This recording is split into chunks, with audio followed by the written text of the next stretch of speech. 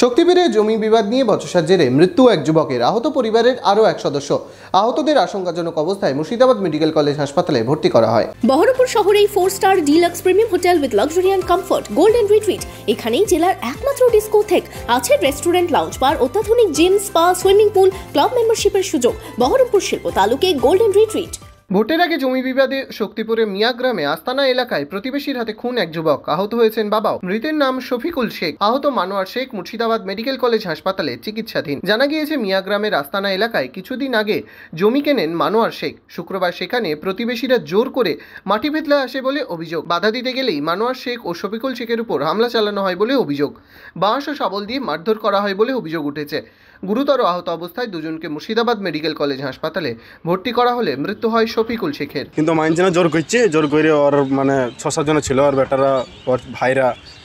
তারপরে এমনি কথা দু কথা হইতে হইতে তখন ওরা হঠাৎ মানে পাঁচলি মারতে লাগে।